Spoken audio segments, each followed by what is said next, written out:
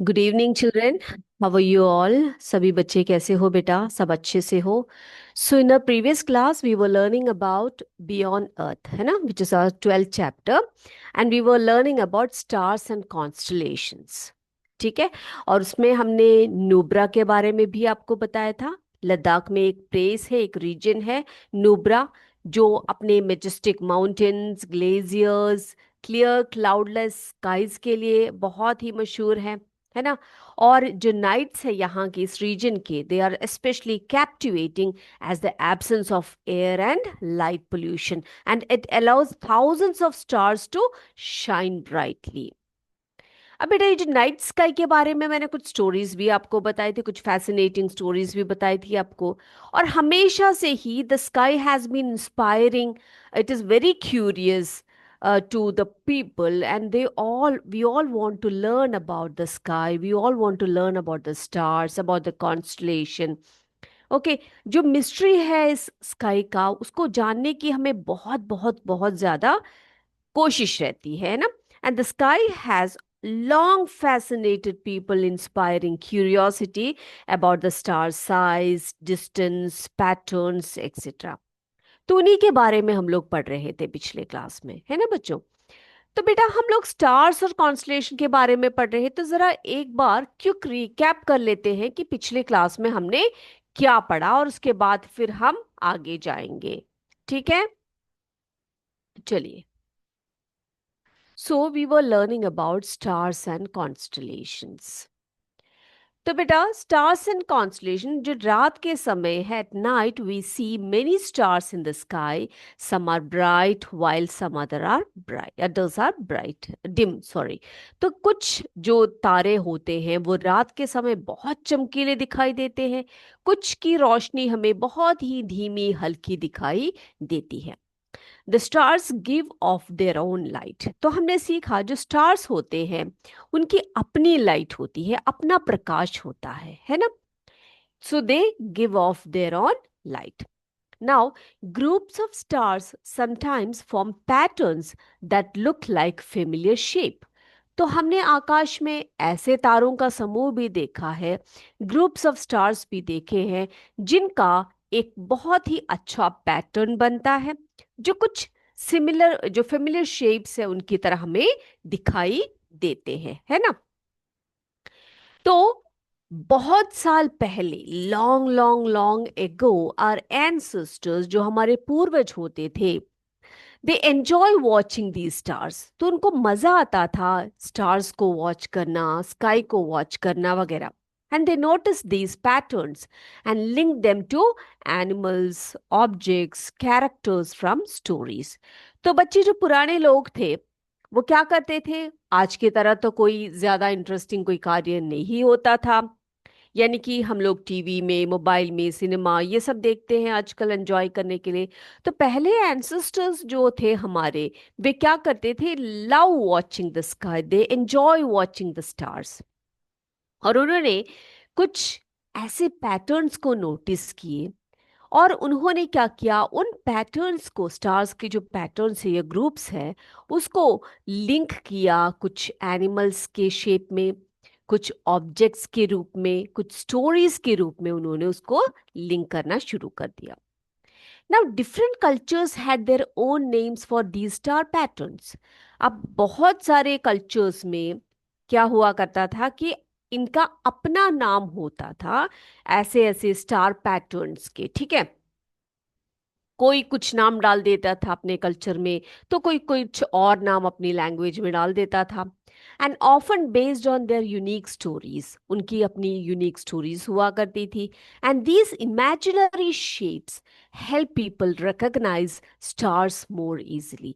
और ये जो इमेजिनरी शेप्स हुआ करते थे, इससे लोगों को उनको पहचानने में बहुत ही आसानी हुआ करती थी। अब वे किस तरह के नाम इनको डालते थे, और क्या ये नाम हर जगह जाने जाते थे, ये भी हमने सीखा था पिछले क्लास में, है ना। तो जरा उसको भी देख लेते हैं, हम लोगों ने क्या सीखा। तो जो पैटर्न बनाते हैं स्टार्स का, जो पैटर्न होता है, उसको हम कॉन्स्टलेशंस कहते हैं, है ना। तो ये बहुत पहले से ही हम लोग इसको, कॉन्स्टलेशन का डेफिनेशन यही मानते आ रहे हैं। Now these groups of stars that form patterns are called constellations. ठीक है, तो एक तारों का एक समूह जो एक पैटर्न में आता है उसको हम क्या कहते हैं बेटा? उसको हम कॉन्स्टलेशंस कहते हैं। Now, the stars in a constellation are often connected by imaginary lines to make the pattern easier to see. ठीक है, अब ये जो स्टार्स है इस कोई भी कॉन्स्टलेशन में, वो इमेजिनरी लाइंस से हम लोग कनेक्ट करते हैं जिससे कि हमें देखने में, उनको समझने में आसानी रहे। For example, one famous constellation is Orion. तो ओरियन के बारे में पिछले क्लास में बताया था, which looks like a Hunter, जो एक हंटर की तरह हमें दिखता है। यानी कि तारों का एक ऐसा समूह जिसको ओरियन नाम दिया गया है, वो कैसे दिखता है बेटा? एक हंटर के रूप में हमें दिखाई देता है आसमान में। अब ओरियंस बेल्ट जो है, जो हंटर है, जो ओरियन कॉन्स्टलेशन है, it's belt is made of 3 stars in a row. आप यहाँ पे देख सकते हैं उनका जो बेल्ट है वो 3 स्टार्स में ऐसे हमें दिखाई देता है। और हमने क्या बोला कि वो एक हंटर है और हंटर का बेल्ट है जो 3 स्टार्स के रूप में एक रो में हमें दिखाई देता है। Now some people imagine that Orion the hunter is followed by his dog। अब कुछ क्या मानते हैं कि जो ओरियन है उसके ठीक पीछे एक और कॉन्स्टलेशन है। ठीक है, उसको हम कैनिस मेजर के नाम से जानते हैं। क्या नाम है उसका? कैनिस मेजर, जो एक डॉग के शेप में दिखता है। किसके शेप में दिखता है बेटा? डॉग के शेप में, जिसे हम कैनिस मेजर के नाम से जानते हैं। तो ओरियन जो कॉन्स्टलेशन है उसके ठीक पीछे ही एक कैनिस मेजर करके एक कॉन्स्टलेशन है जो एक डॉग के शेप में हमें दिखता है। तो पीपल जो है वो इमेजिन करते हैं कि जो हंटर है is followed by his dog. जैसे कि हम लोग के पास अगर एक डॉग है तो हमारे पीछे से एक डॉग हमें फॉलो करता है, उसी तरह से हंटर जो ओरियन है, जो कॉन्स्टलेशन, उसको फॉलो करने के लिए एक डॉग है जो एक अलग सा कॉन्स्टलेशन है जिसे हम कैनिस मेजर के नाम से जानते हैं। And that are and that they are fighting a bull. अब देखो बेटे, एक और कॉन्स्टलेशन है उसके आगे की तरफ जो एक बुल की आकृति में है, and that constellation is known as Taurus. ठीक है, क्या नाम है उसका? टॉरस, जो एक बुल की शेप में हमें दिखता है। यानी कि स्टार्स का एक ऐसा पैटर्न जो बुल के रूप में हमें दिखता है। ठीक है, तो ओरियन जो है, ओरियन एक कॉन्स्टलेशन यहां पर हमने देख लिया जो एक हंटर के रूप में है। कैनिस मेजर जो एक डॉग के रूप में हम पीपल इमेजिन करते हैं उसको, और टॉरस जो एक बुल के रूप में उस कॉन्स्टलेशन को पीपल इमेजिन करते हैं। अब देखो अगला बेटा, हमने सीखा था कि इंटरनेशनल एस्ट्रोनॉमिकल यूनियन के बारे में, IAU के बारे में। तो क्या है ये इंटरनेशनल एस्ट्रोनॉमिकल यूनियन? ये क्या चीज है, जरा देख लेते हैं। ठीक है, तो बच्चे हमने देखा कि पहले के काल से ही different cultures had their own ways of naming and defining these constellations, है ना? तो अलग अलग कल्चर के लोग, अलग अलग रीजन्स के लोग, अलग लैंग्वेजेस के लोग क्या करते थे? इन कॉन्स्टलेशन को अपने तरीके से नाम देते थे। सो टू कीप एवरीथिंग ऑर्गेनाइज्ड, तो बेटा आपने एक जगह पर एक नाम बोल दिया, दूसरी जगह पर दूसरा नाम बोल दिया, तीसरी जगह पर तीसरा नाम बोल दिया, तो इसको समझना साधारण व्यक्ति के लिए मुश्किल था। हर तरफ अलग अलग नाम है। तो in order to keep everything organized, an international group called the International Astronomical Union, ठीक है, तो उसको ऑर्गेनाइज करने के लिए एक बहुत ही बड़ा सा एक यूनियन है जिसको हम इंटरनेशनल एस्ट्रोनॉमिकल यूनियन कहते हैं, IAU, decided on official boundaries for 88 constellations. तो उन्होंने क्या किया? उन्होंने कुछ बाउंड्रीज सेट कर ली आकाश में, स्काई में, जहां पर उन्होंने 88 कॉन्स्टलेशन को नाम देना शुरू कर दिया। And they divide the entire sky into 88 regions। ठीक है, तो इस ऑर्गेनाइजेशन ने क्या किया बेटा? पूरे जो स्काई को उन्होंने क्या किया? पूरे 88 रीजन्स में इन्होंने बांट दिया। आप यहाँ पे देख सकते हो।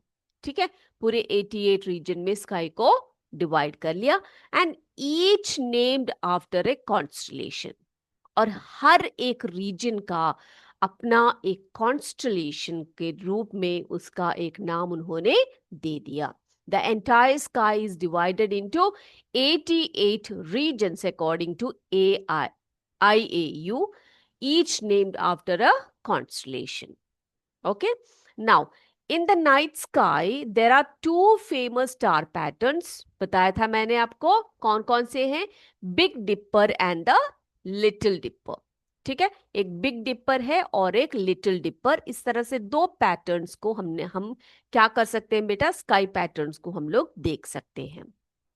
Now, these patterns are part of large constellations, with the Big Dipper being the part of Ursa Major and the Little Dipper part of Ursa Minor.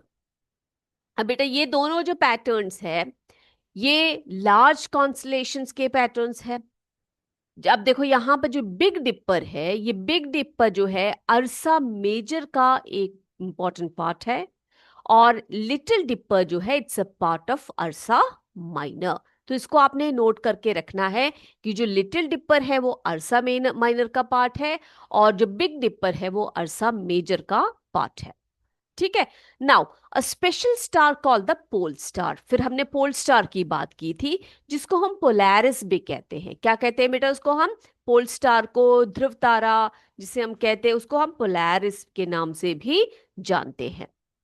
Is the part of Little Dipper. तो जो little dipper है जो अर्सा minor का part है, ठीक है, उसमें एक स्पेशल स्टार हमें दिखाई देता है जिसको हम पोलैरिस के नाम से जानते हैं, जो लिटिल डिपर का एक भाग है। And this star is unique because it stays in the same spot in the sky, always pointing north. तो इसको भी आपने नोट करना है बेटा कि जो पोल स्टार है उसकी एक फीचर क्या है, बहुत इंपॉर्टेंट फीचर क्या है कि it stays in the same spot in the sky. जो स्काई है उसका एक पर्टिकुलर एक स्पॉट है, वहीं पर वो दिखाई देता है, and it is always pointing north. ठीक है, तो नॉर्थ की तरफ, उत्तर दिशा की तरफ वो दिखाई देता है, and this makes it useful for finding the north direction. तो ये तारा अगर आसमान में है तो हम बहुत ही आसानी से नॉर्थ डायरेक्शन का पता लगा सकते हैं कि ये जो भाग है ये नॉर्थ की तरफ है ना, specially in the northern hemisphere. जो नॉर्दर्न हेमिस्फीयर है वहां पर हमें ये दिखाई देता है। Now in India the Big Dipper is known as Saptarishi. ठीक है, अब भारत में जो बिग डिपर है उसको हम किस नाम से जानते हैं बेटा, सप्तऋषि के नाम से जानते हैं, and the pole star is called the Dhruva tara. ठीक है, और पोल स्टार या पोलैरिस को हम ध्रुव तारा के नाम से जानते हैं, बिग डिपर को हम सप्तऋषि के नाम से जानते हैं। इसको भी आपने क्या करना है, नोट डाउन करना है। Now these patterns and stars have different stories and meanings in various cultures. अब ये जो पैटर्न्स है, अब बहुत ही स्वाभाविक सी बात है कि ये जितने भी पैटर्न्स हम आसमान में देखते हैं उन सब का अलग अलग स्टोरीज रहते हैं अलग अलग कल्चर में, है ना। तो ये ऐसे कुछ स्टोरीज हैं बेटा।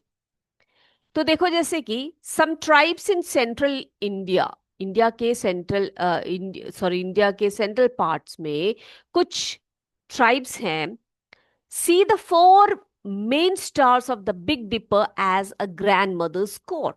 ठीक है, यहां पर बिग डिपर के ये जो स्टार्स है, फोर स्टार्स है, इसको वे एक ग्रैंड माँ का कोट मानते हैं, with the other three stars representing thieves trying to steal it.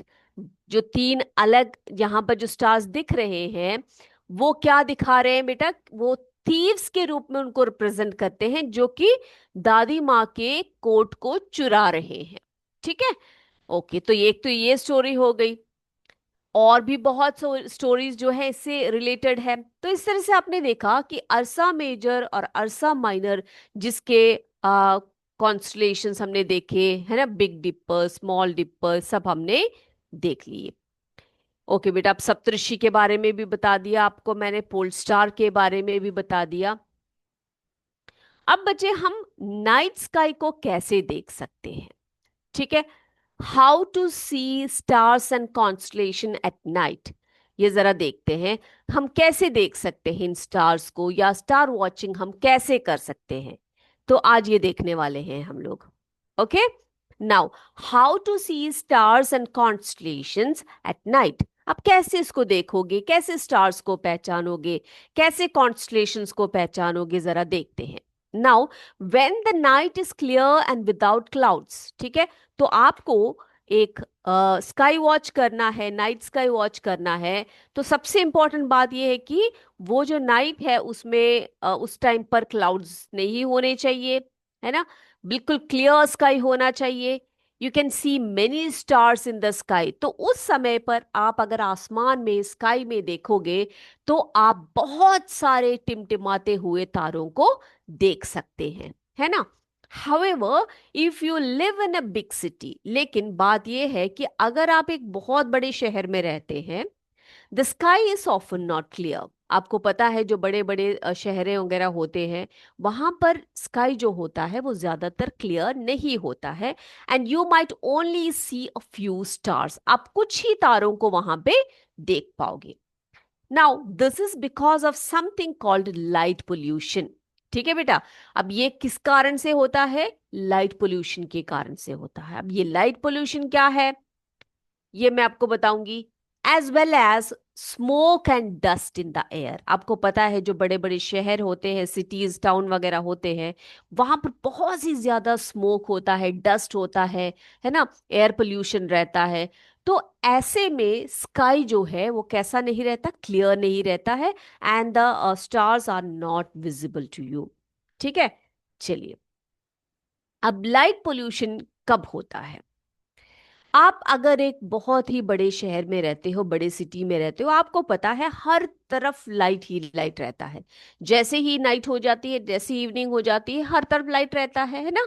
Light pollution happens when there is too much artificial light at night, है ना। तो जो हम लोग या लाइट्स का यूज करते हैं, जो बल्ब्स का यूज करते हैं, वो कैसे लाइट्स है बच्चों, वो आर्टिफिशियल लाइट्स है। सनलाइट तो रहता नहीं है उस टाइम पर। तो वो सभी आर्टिफिशियल लाइट जो है, लाइट पोल्यूशन बनाता है।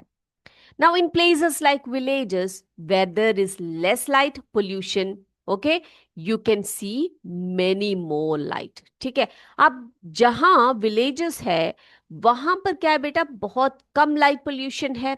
तो वहां पर आप क्या देख सकते हो, बहुत ज्यादा तारों को, बहुत सारे स्टार्स को आप एक साथ देख सकते हो, है ना। So, once again, light pollution happens when there is too much artificial light at night. अब क्या होता है कि sometimes tall buildings and trees, आप देख सकते हो कि बहुत बार ऐसा होता है कि बड़े बड़े बिल्डिंग्स या बड़े बड़े जो ट्रीज होते हैं, या बड़े बड़े हाउसेस होते हैं, ठीक है, क्या कर देती है, आपका जो नाइट स्काई है उसके व्यू को ब्लॉक कर देती है। Sometimes tall buildings and trees around your house can also block your view of the night sky. आपके रात के स्काई की जो विजिबिलिटी है उसको कम कर देती है ना। Yes. The best place to see the night sky are open and dark areas with little light. अब बेटा अगर आपने जो है स्काई वॉच करना है नाइट के टाइम पर, तो बेस्ट प्लेस कौन सा रहेगा, बेस्ट प्लेस कौन सा रहेगा बेटा नाइट स्काई वॉच करने के लिए।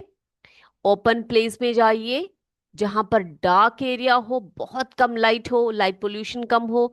तो ऐसे एरियाज में आप चले जाओगे तो द विजिबिलिटी इज मोर, ठीक है, आप बहुत अच्छी तरीके से तारों को ऑब्जर्व कर सकते हो।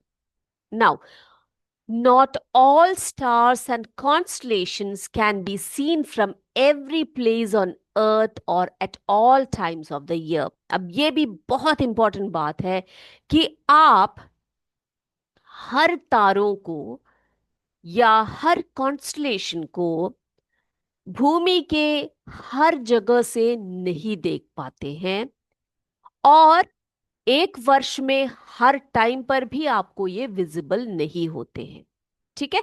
Not all stars and constellations can be seen from every place on earth और at all times of the year. For instance, the pole star cannot be seen from the southern part of the earth. ठीक है। तो हमने बात की थी आपको pole star के बारे में, पोलैरिस के बारे में। तो जो पोल स्टार है उसको आप अर्थ के सदर्न पार्ट में जाएंगे तो आप उसको आपको वो विजिबल नहीं होगा। ठीक है। क्योंकि हर स्टार्स और हर कॉन्स्टलेशंस अर्थ के हर प्लेस से विजिबल नहीं होता है। टू आइडेंटिफाई अ स्टार और a constellation, you need to know what it look like and where to find it in the sky।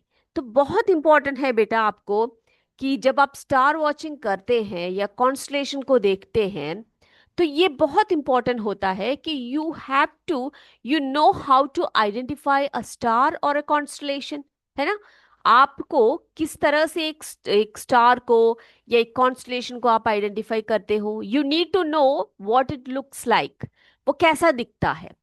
जैसे कि हमने किसकी बात की थी, बिग डिपर की, स्मॉल डिपर की बात की थी, तो हमें पता है उसका एक पर्टिकुलर शेप होता है।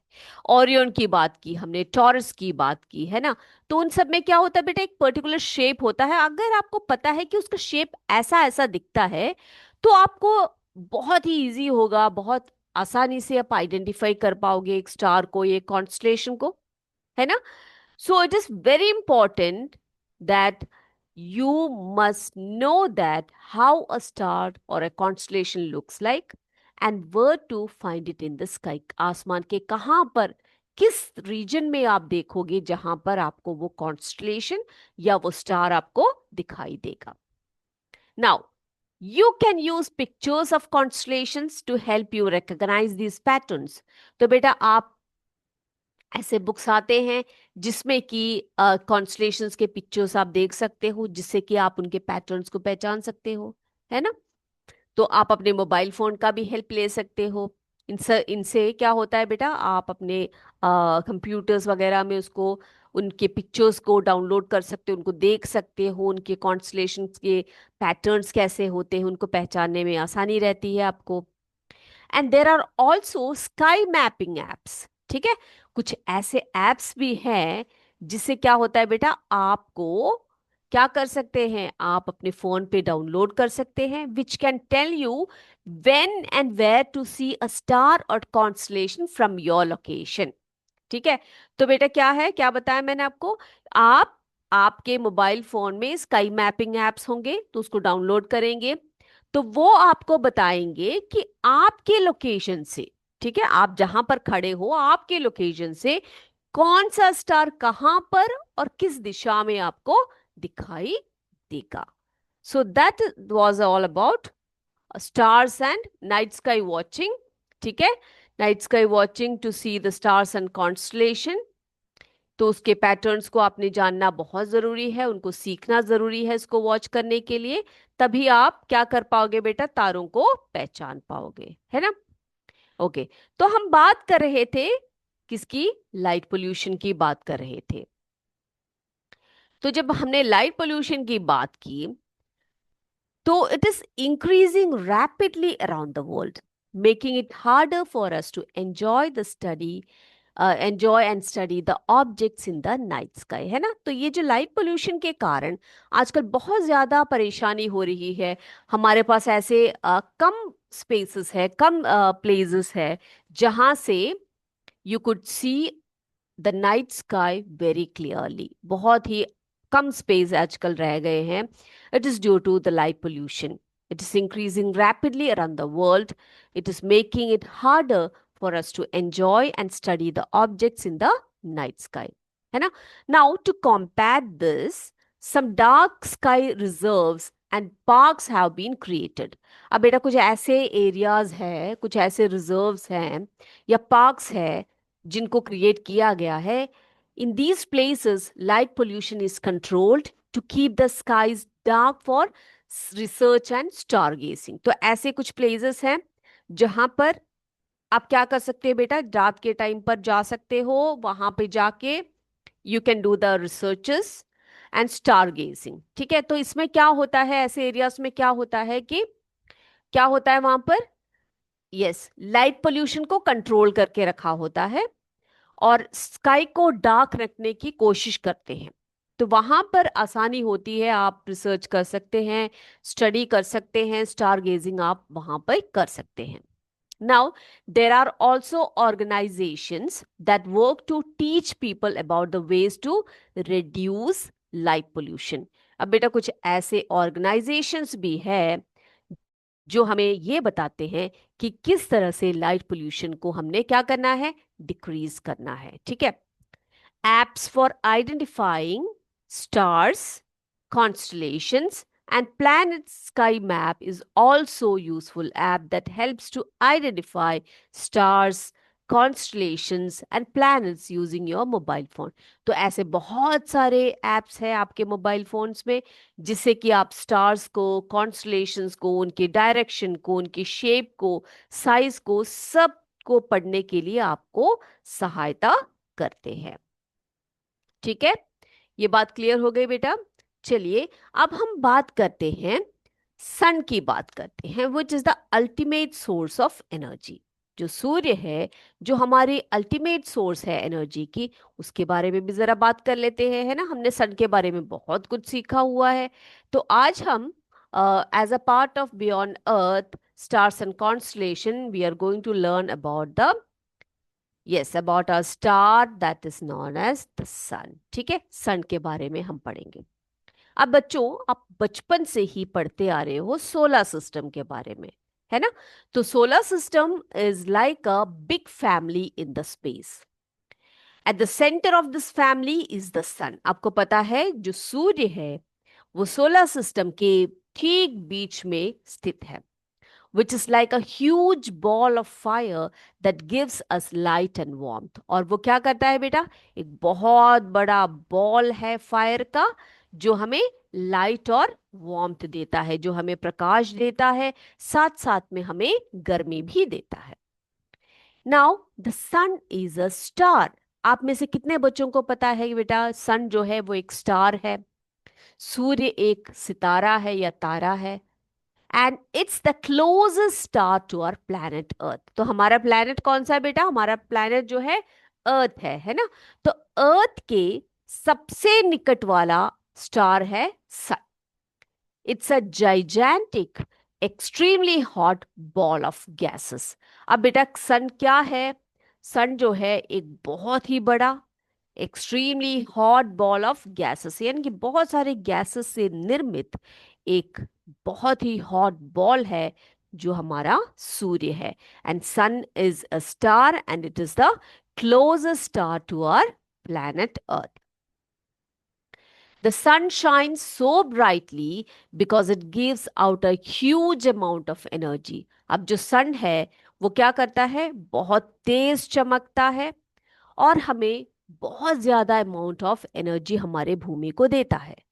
The sun is the main source of heat and light for our planet Earth, providing the energy necessary for life। है ना बेटा। तो हमने सीखा है, सनशाइन वाइटामिन्स के बारे में सीखा होगा आपने, विटामिन डी के बारे में हमने सीखा है से फर्स्ट या सेकंड चैप्टर में। तो उसमें हमने देखा कि जो सन से जो आने वाली जो किरणें होती है हमारे बॉडी में बहुत जादू का काम करती है, हमें जो सनशाइन वाइटामिन है वो प्रोवाइड करती है। हमारे पूरे अर्थ में जितने भी लिविंग ऑर्गेनिजम्स है, पूरे लिविंग ऑर्गेनिजम्स को एक सोर्स ऑफ एनर्जी के रूप में ये हमारे जीवन में आता है। हमें हीट प्रोवाइड करती है, हमारे लिए लाइट प्रोवाइड करती है। देखो सुबह के समय पर हमें किसी आर्टिफिशियल लाइट की जरूरत नहीं पड़ती है, क्योंकि सन जो है एक बहुत ही नेचुरल लाइट वो लाता है। अब देखो अभी सर्दियों का मौसम है, अब जब कभी भी आप सूर्य को तेज चमकते हुए कहीं पर आपको महसूस होता है तो आपको अच्छा लगता है, आपको वार्मथ फील होता है, आपको बहुत बढ़िया लगता है, खुशी होती है ना, सर्दी कम हो जाती है। तो sun is the main source of heat and light for our planet, providing the energy necessary for life. ठीक है, और एक और बात अगर आपको बता दें कि जो सन है, सन से ही प्लांट्स जो है अपने फूड को बनाते हैं फोटोसिंथेसिस के माध्यम से। Now Although the sun is about 100 times wider than earth, अब सोचो अर्थ से 100 times वाइडर है sun, it appears small in the sky because it is very far away from us, लेकिन तब भी हमें वो छोटा दिखाई देता है ना। तो क्यों दिखाई देता है वो छोटा? क्योंकि हमारे अर्थ से वो दूरी पर है, इसी कारण से सन हमें बहुत ही छोटा दिखाई देता है। लेकिन सन जो है हमारे प्लैनेट अर्थ का नियरेस्ट स्टार है, बाकी जितने भी स्टार्स हैं हमसे बहुत दूर है, इसीलिए वो हमें टिमटिमाते हुए, ट्विंकल करते हुए छोटे छोटे रूप में दिखते हैं। ओके, अब अगले क्लास में हम सन के बारे में, सोलर सिस्टम के बारे में और भी बहुत सारी बातें करेंगे। आज का हमारा समय समाप्त हो चुका है। अगले क्लास में आपसे फिर मिलेंगे, तब तक जय विद्या शक्ति, जय हिंद।